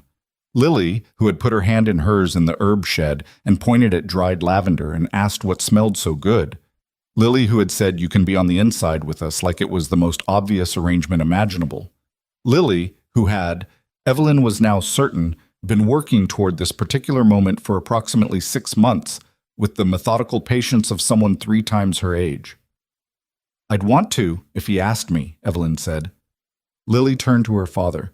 Gideon looked at his daughter, and then at the woman at his kitchen table, and then at the ceiling briefly, in the manner of a man being expertly outmaneuvered by a 7-year-old. "I was going to do this differently," he said. "You were going to think about it for another 6 months," Lily said.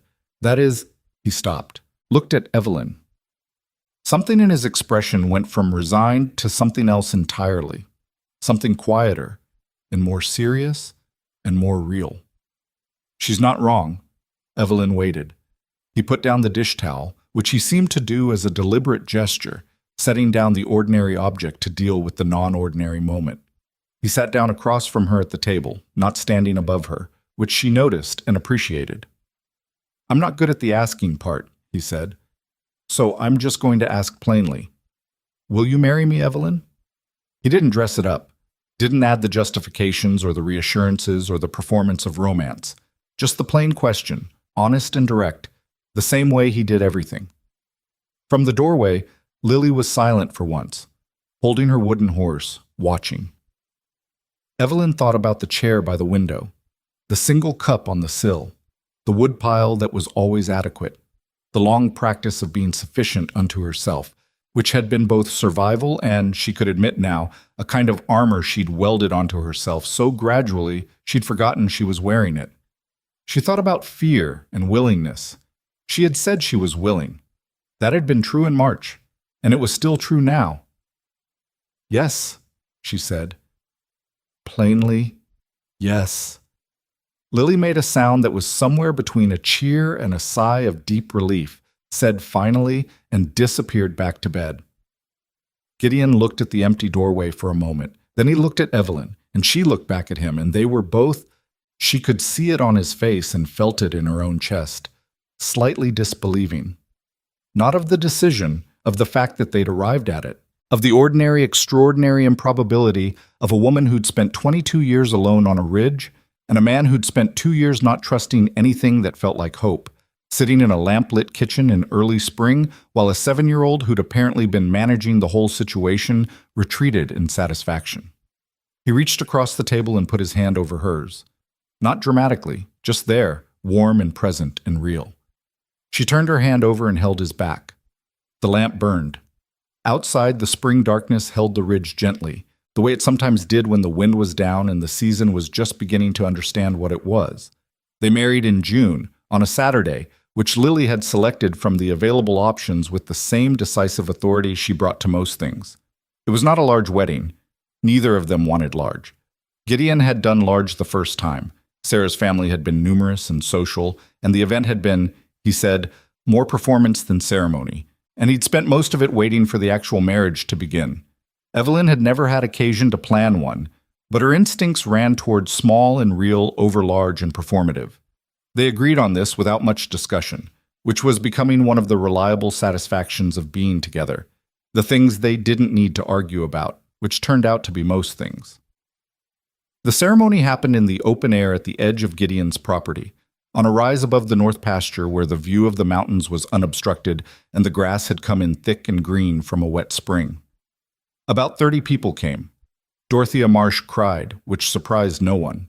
Ruth Calloway brought a jar of her preserved peaches as a gift, which Evelyn received with genuine pleasure. The Navarro girl stood in the back with her younger siblings and watched the whole thing with the careful attention of someone storing it for later. Lily stood next to Evelyn the entire time. She had appointed herself to this position without asking anyone's opinion about it, and she wore a dress she'd picked out herself. Blue, with small buttons down the front that she'd practiced doing up all week. And she held Evelyn's hand during the vows with a grip that was tighter than it probably needed to be, which told Evelyn something about what was happening underneath the composed exterior that Lily liked to present to the world. When it was over, when the simple words had been said and the thing was done, Lily looked up at her with those serious eyes and said, "Okay, now it's official." "It is," Evelyn agreed. "I've been calling you Evelyn," Lily said. "Is that still all right, or should I call you something else?" Evelyn considered this. "What do you want to call me?" Lily thought about it with real seriousness, the way she thought about everything. "Evelyn," she decided. "It suits you better than Mama would. Mama's a different word." She paused. "Is that okay?" It was one of the most tactful things Evelyn had ever heard from any person of any age. "It's exactly right," she said. Lily nodded, apparently satisfied, and went to find the food. Moving into the Holt Ranch house was harder than Evelyn had expected. Not emotionally, or not only emotionally, but practically.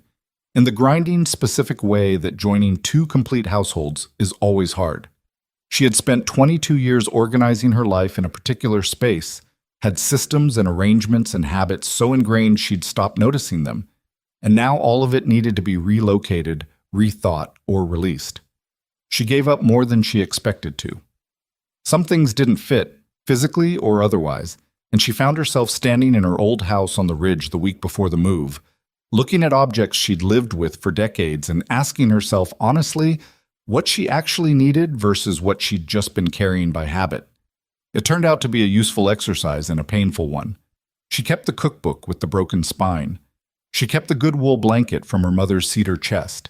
She kept a particular jar of dried lavender from the herb shed, which she could not have fully explained and didn't try. She left the single chair by the window. It didn't seem right to bring it. That chair was the furniture of a different version of her life, and she was not that version anymore. The ranch house was bigger than she was used to, noisier in ways she hadn't anticipated. Not unpleasant noise, but the noise of a working property and a child and a man who got up at 5 in the morning and didn't particularly moderate the sound of his boots on the kitchen floor. She lay awake the first 2 nights simply adjusting to the acoustic landscape of her new life, cataloging the sounds, locating herself within them. On the 3rd morning, she got up at her usual time and went to the kitchen and started coffee. And Gideon came in 20 minutes later and found it ready and sat down and drank it without comment.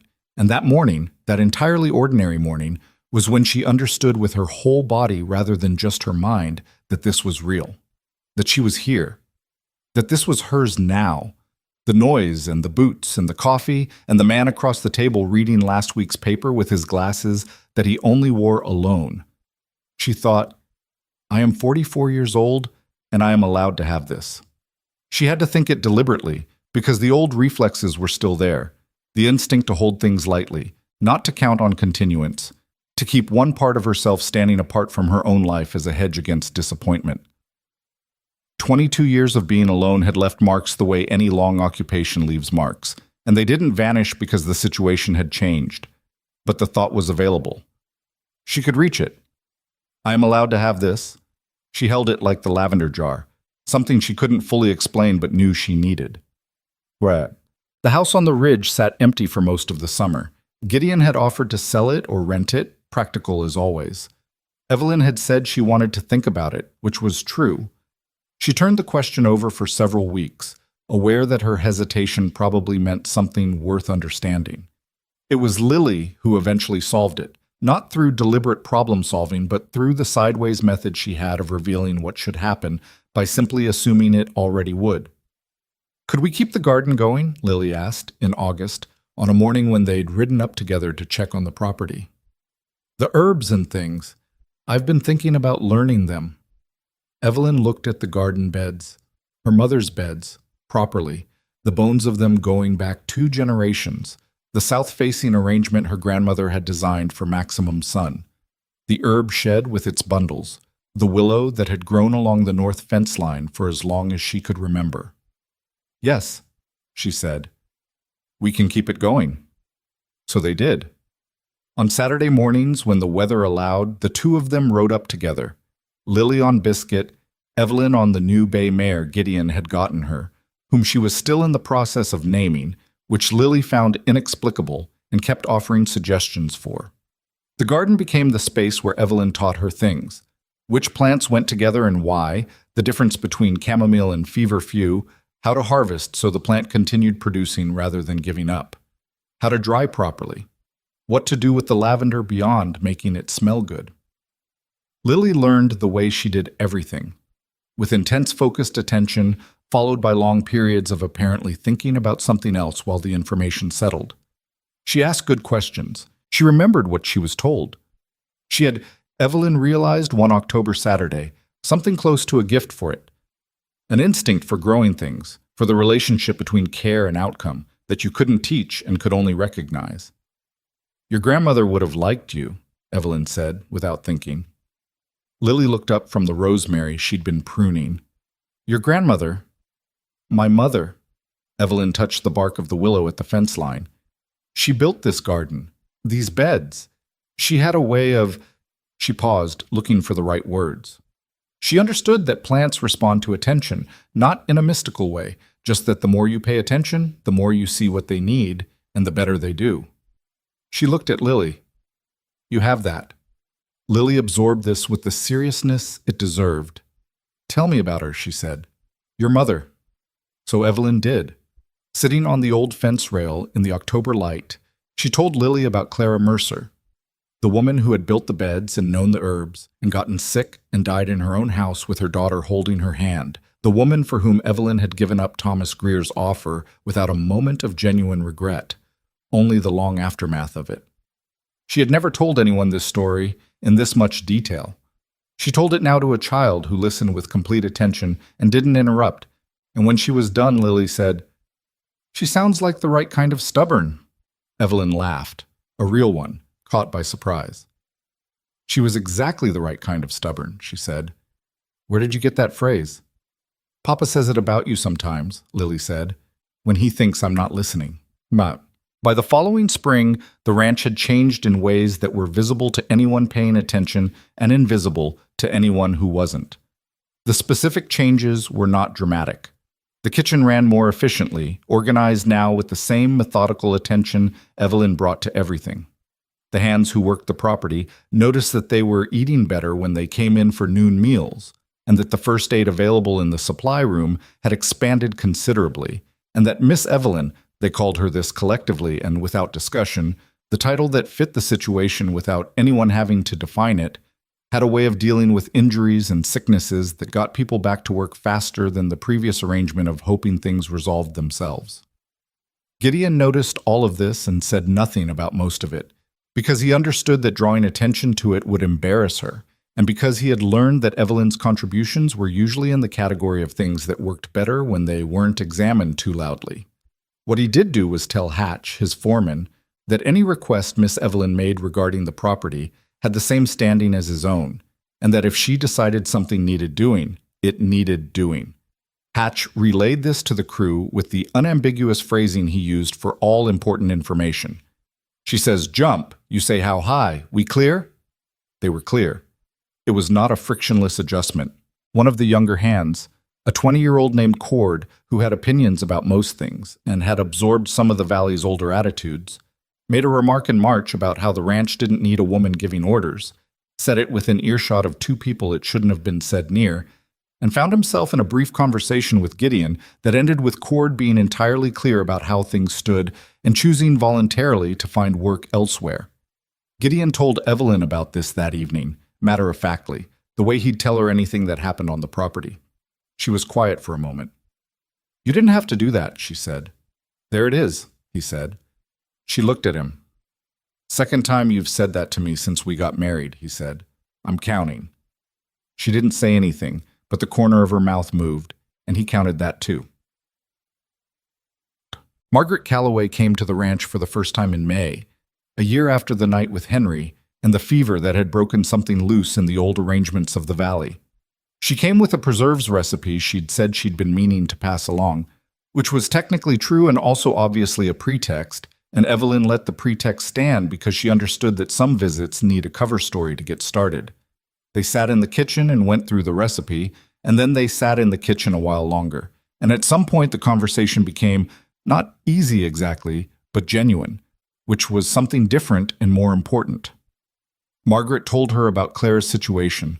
Her daughter was managing, the property was stabilizing.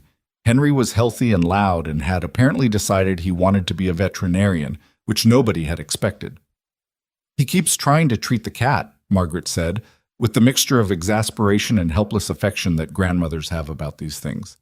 "The cat has never been sick a day in its life, and Henry's convinced it needs regular examination." "The cat's probably fine," Evelyn said. "The cat is certainly fine. It's Henry who has the problem." But she smiled, saying it, the particular smile of someone whose grandson is a manageable problem they're grateful to have. Evelyn poured more coffee. There was a stretch of quiet, not uncomfortable.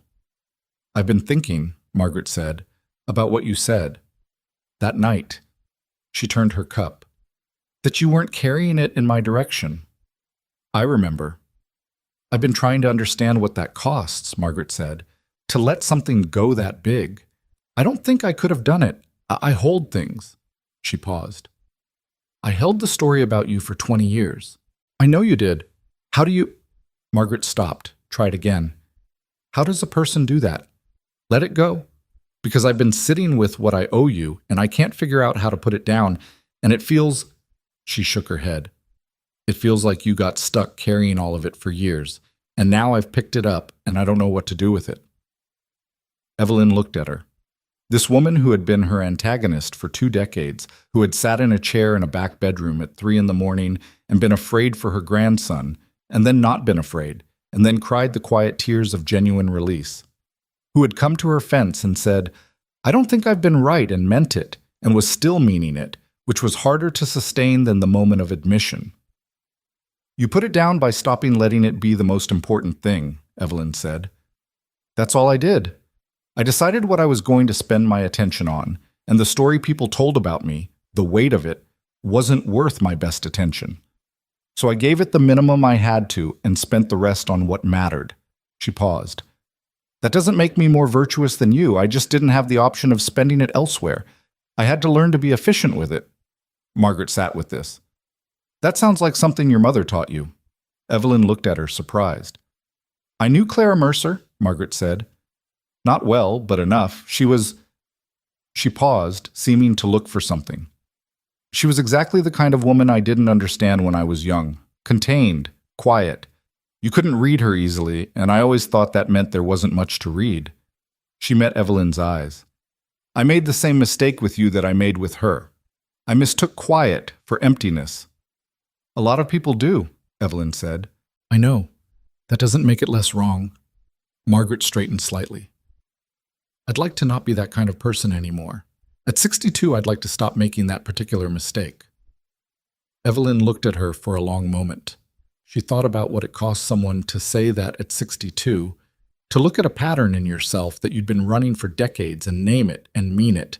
That was not a small thing. That was not the kind of thing people did easily. "Then don't," she said. "You already know how it works. You pay attention differently. You ask more and assume less." She picked up her cup. "You came here today. That's already the different thing." Margaret looked at her. Something settled in her face. Not relief exactly, but the particular expression of a person who has been carrying something uphill and has finally reached flat ground. "I brought the recipe," she said. You did, Evelyn agreed. Leave it and I'll try it this week. The valley changed in the way that valleys do, slowly, in aggregate, not through any single moment, but through the accumulation of small adjustments that added up over time to something genuinely different.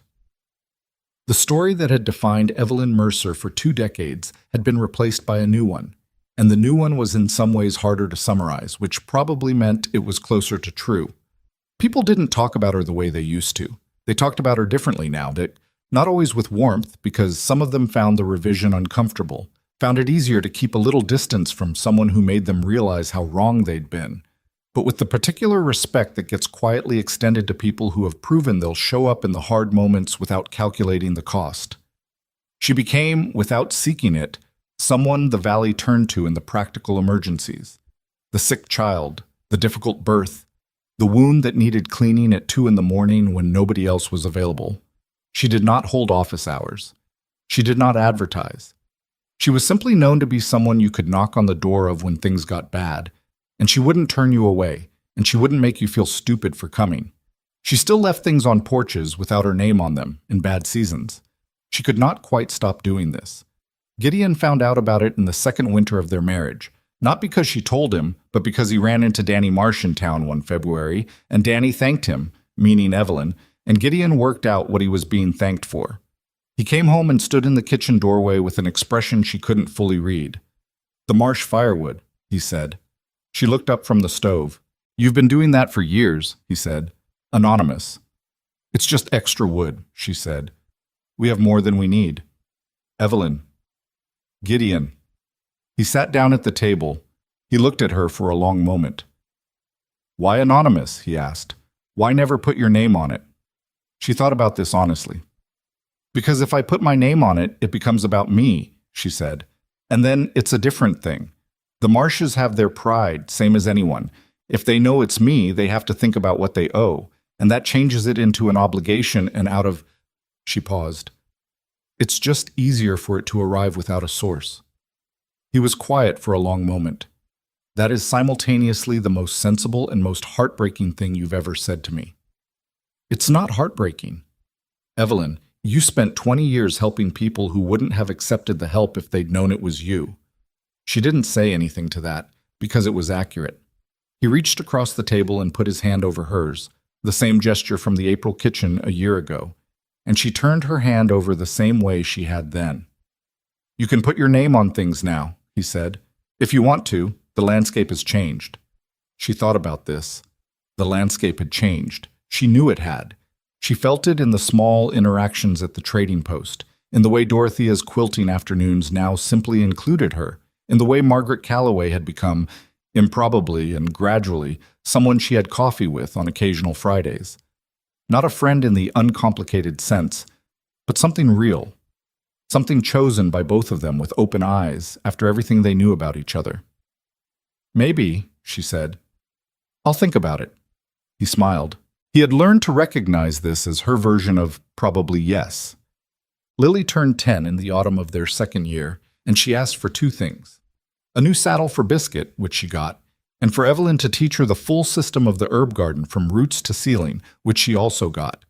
They spent most of that October up on the ridge on Saturday mornings, the garden going to its winter sleep around them, while Evelyn walked Lily through the logic of the whole system, what grew where and why, the companion planting, the water management, the harvest timing. She gave Lily her mother's notebook, the one Clara had kept for 40 years. The handwriting changing through the pages from the firm hand of a young woman to the shaky but still clear writing of someone managing with less than she used to have. Lily received it with both hands, the way you receive something fragile. "This is your mother's," she said. "It is," Evelyn said, "and now it's yours. You'll add to it." Lily looked at the notebook, at the decades of handwriting inside. "Am I old enough?" "She started it at 9, Evelyn said. "You're already a year ahead." Lily opened to the first page with the careful attention she reserved for important things, and read the first entry. A note about planting times and soil preparation, precise and practical, Clara Mercer's voice coming through in the plainness of it. And when she looked up, Something in her face had the quality of a door opening. "She sounds like you," Lily said. Evelyn looked at the mountains for a moment, at the gold the aspens were going, at the familiar long view she'd had from this property her whole life. "I took after her," she said. "Mostly." "Is that why you stayed here?" Lily asked. "On the ridge, even when it was hard?" She had not expected this question from a 10-year-old, and she sat with it for a moment before answering. "Partly," she said.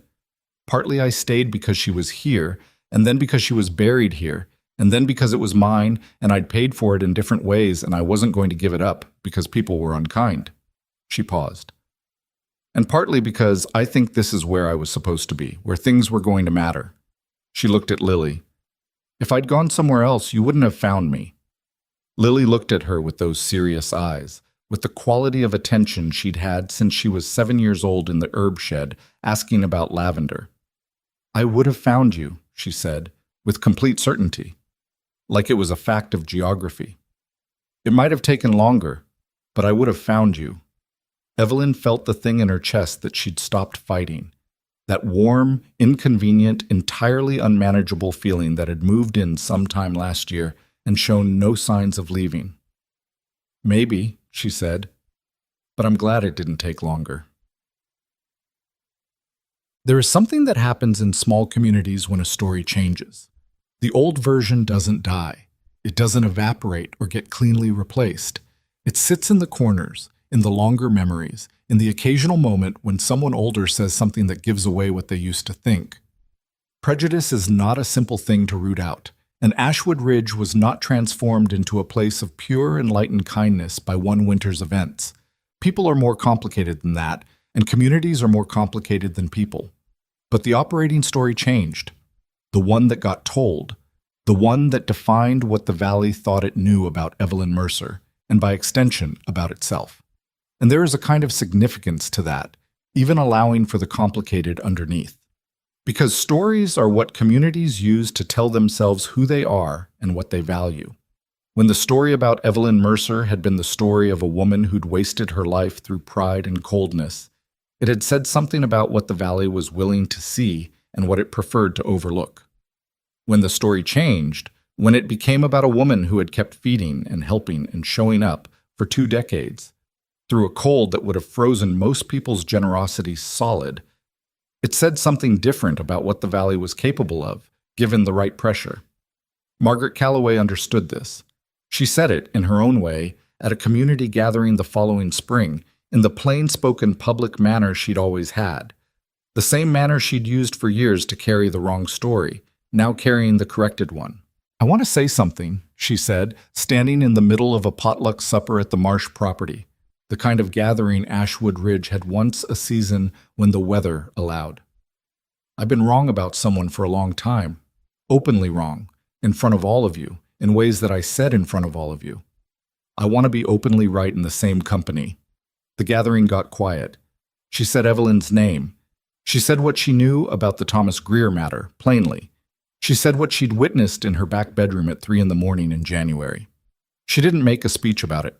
Margaret didn't do speeches. She did statements, and this one was contained and direct and cost her something visible. Evelyn sat at a table at the edge of the gathering and looked at the tablecloth and felt Gideon's hand on her back, a steady warm pressure, and Lily's hand in hers, the grip a little tighter than strictly necessary, the same grip she'd had on that wedding day with the blue dress and the small buttons. She did not cry. She was not a person who cried easily, and she was not going to start at a potluck supper in front of 30 people. But she held Lily's hand and she let Gideon's hand stay on her back, and she sat in the middle of it and let it happen. Let the moment exist without managing it or standing slightly outside it. Just present, just there. After people came to her, not in a crowd, not with the overwhelming energy of collective guilt being discharged all at once, but one at a time over the course of the evening, in the way genuine things tend to happen.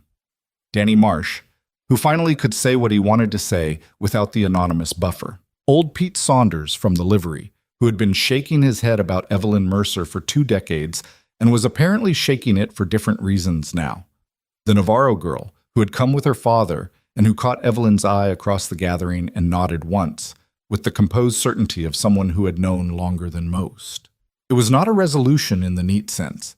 It was just a settling. The accumulated weight of what had been, shifting at last into something that could be carried without constantly readjusting the grip. Years later, many years later, when Lily was grown and the ranch had expanded and two of the buildings had new roofs, and the herb garden on the ridge had become a kind of institution, a place where younger women in the valley came to learn things from Lily, who had learned them from Evelyn, who had learned them from Clara. People in Ashwood Ridge would still tell Evelyn Mercer's story. The version they told had been revised and re-revised through the natural processes of memory and repetition and time. Some details had been added that were probably not entirely accurate, as happens with all stories that matter to a community. But the core of it stayed. A woman who had been overlooked for decades, who had spent 20 years quietly helping the people who refused to see her, who had walked through a freezing night to save the child of her greatest critic without hesitation or calculation or any apparent thought for what it would gain her. A woman who had turned down an offer that would have cost her something she couldn't replace and had paid the social price of that refusal for longer than was remotely fair and had kept paying it without becoming bitter or hard or small. What the story said, when you listened to it closely, was not really about Evelyn Mercer's virtue. She was not a saint. She had her irritabilities, her closed-off corners, the old reflexes of self-protection that still showed up sometimes like a hand going automatically to a bruise. She was not uncomplicated, and she had not emerged from 44 years of living alone unmarked. What the story said was something about what it costs to be consistent, to keep extending care when none comes back, to keep doing the right thing in the anonymous, ordinary way when nobody is watching and nobody is counting and there is no reason to believe it will ever matter except that it is the right thing, and you cannot think of a reason to stop doing the right thing just because no one has noticed yet. And about what it takes for a community to look at itself honestly. The particular discomfort of that, the resistance to it, the long time it takes, the way it usually requires something dramatic before people can do what they could have done any quiet Tuesday if they'd been paying different attention. That discomfort doesn't make the change less real when it comes, but it makes the cost visible. It lets you see who paid it and for how long. Evelyn Mercer had paid it for 22 years alone on a ridge. The valley had gotten the benefit of a woman who had practiced, in the long, difficult privacy of an overlooked life, exactly the kind of courage that turns out to matter, the kind that doesn't announce itself, that shows up in the cold in the middle of the night and does the work and goes home without asking for acknowledgement. You could say the valley got lucky. You could say Gideon got lucky, that Lily was perceptive enough to see what the adults around her were slow to see. You could say that Evelyn herself was fortunate, that things had turned, that the long patience had eventually been met with something real. All of that would be true. But the deeper truth, the one that stayed in the story no matter how many times it got told and reshaped and passed along to younger people who hadn't been there, was this. Evelyn Mercer had not waited to be seen to begin being worth seeing. She had simply been, steadily, exactly herself, difficult and capable and unglamorous and present, through every winter that asked her to be less. The valley had finally caught up. She had always been there. In the end, on an ordinary morning in an ordinary kitchen on the ridge above Ashwood Ridge, while Gideon drank his coffee and read his paper with the glasses he still only wore when he thought no one was looking, and Lily's last letter from the Territorial College sat open on the table asking about the lavender timing for this spring, and Fletcher's retired successor, a horse Lily had finally named Patience, which Evelyn felt was correct, moved in the pasture visible from the window. Evelyn stood with her cup and looked at the mountains going from gray to gold the way they always had, and she thought, this is what it looks like when you stay. Not perfect. Not without its losses and its rough places and its daily ordinary difficulties, but real and hers and enough. More than enough. The mountains didn't care. They'd been there before her and they'd be there after. But for now, on this particular morning, they were hers to look at, and she looked at them with everything she had.